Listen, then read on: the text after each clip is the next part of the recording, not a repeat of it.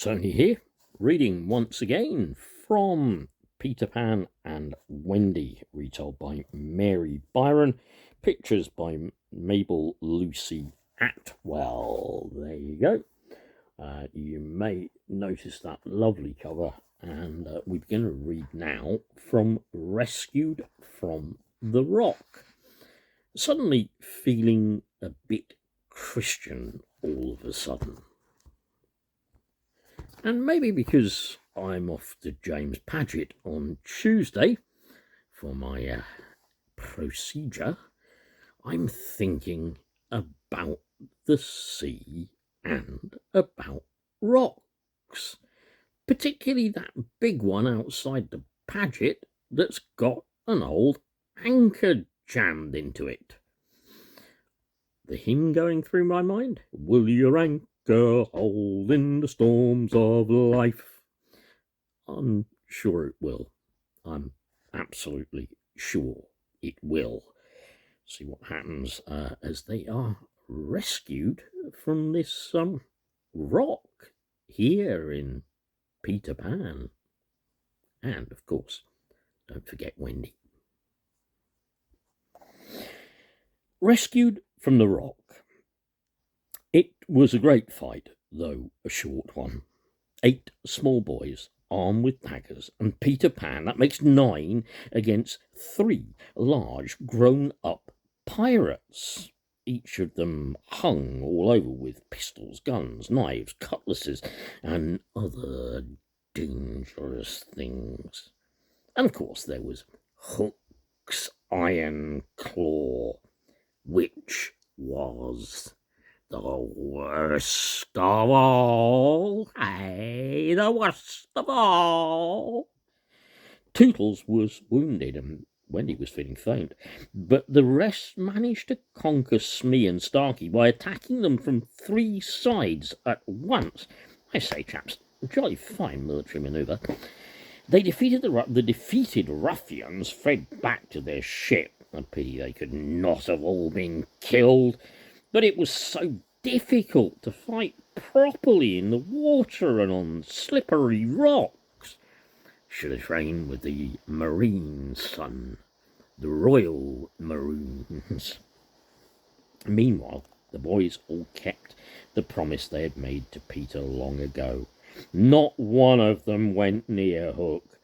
Peter was waiting to meet with Hook, but the pirate captain was so cunning that there was no chance to get at him until he climbed up Marooner's Rock to get a breath of air. At the same moment, Peter climbed up on the opposite side, and they met face to face. There's a few people who'd like to meet like that, with their faces almost touching. Peter was just about to stab the captain when he saw that Hook was lower down the rock than he was. So he held up his hand to help his enemy up. Oh, think about me and the, what's his name again? Brett Murphy, yeah? So he held out his hand to help his enemy up. It was sorry, I'll go back. So he held out his hand to help his enemy up, that they might fight fair. And the ill-natured Hook bit him. Peter's hand was hurt, but his feelings were much more hurt. It was so very unfair of Hook. Though, of course, you wouldn't expect a man like that to behave nobly. Anyhow, Peter was taken aback that he was quite helpless, and while he stared at his dreadful enemy, Hook clawed at him twice with the iron claw. All seemed lost for Hook. How many times have we seen this in war movies? Would have been for Hook, would have been finished off, having been wounded, when tick, tick, tick, tick, tick, the crocodile was swarming up the rock. Hook only just managed to escape.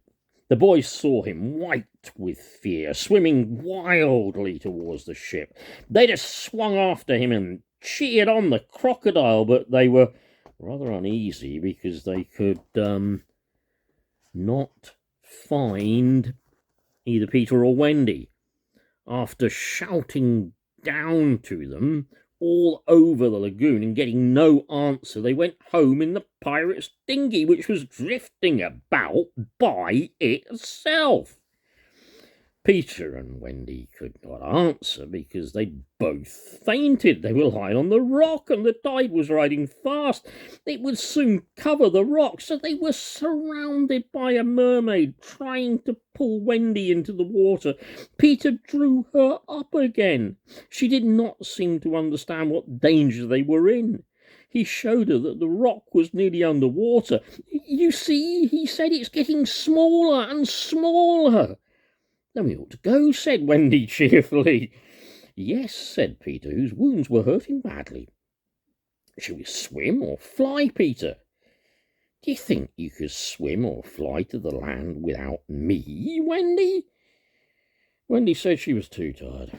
Then Peter had to tell her that he was too much wounded to help her. He said, "Hook has clawed me. I can't fly. I can't swim." It was quite plain that very soon they would both be drowned. Aye, they'll be doomed, I'll tell you. It simply couldn't be helped. And while they sat there waiting with the water rising steadily round them, something light and papery came and brushed against Peter as if it were saying, "Can I be of any use?" It was the tail of a kite. "It's Michael's kite," said Peter. Michael had made it and lost it some days before. Typical. Peter suddenly thought that it might help them. He caught the tail, pulled the kite to him.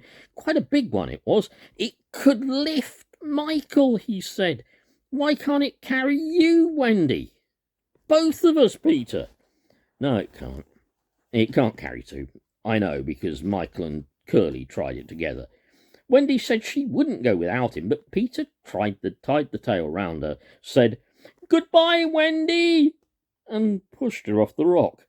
The kite soared up into the air. It did not seem to mind Wendy's weight one bit. What, not after all those cream cakes?